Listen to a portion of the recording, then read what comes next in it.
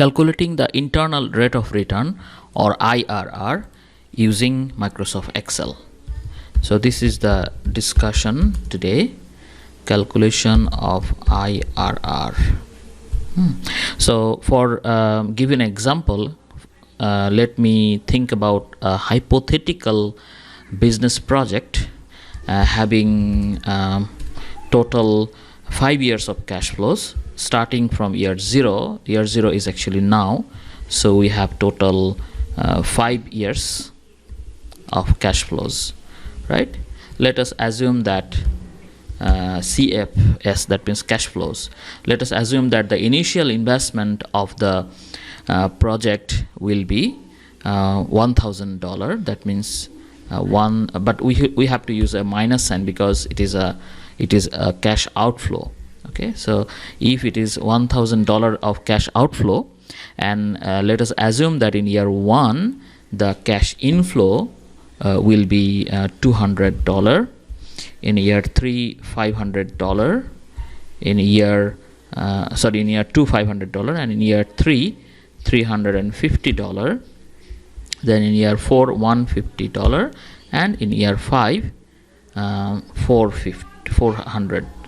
Okay, $300.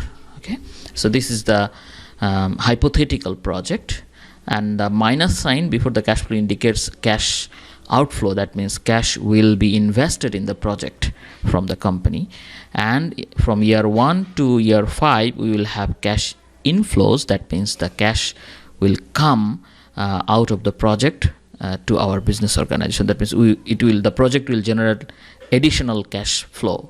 This is why these are positive cash flows, and from the nature of the cash flows we can see the cash flow has changed sign only once, so we can say that it is a normal cash flow. So we can easily calculate the IRR, and that is free from the flow of non-normal cash flow.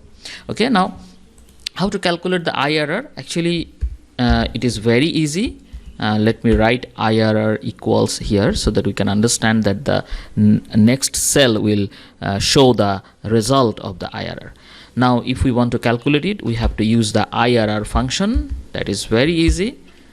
Just type IRR after the equal sign and then start with the bracket, then just select all the cash flows starting from year 0 to year 5, and then close the bracket and then enter.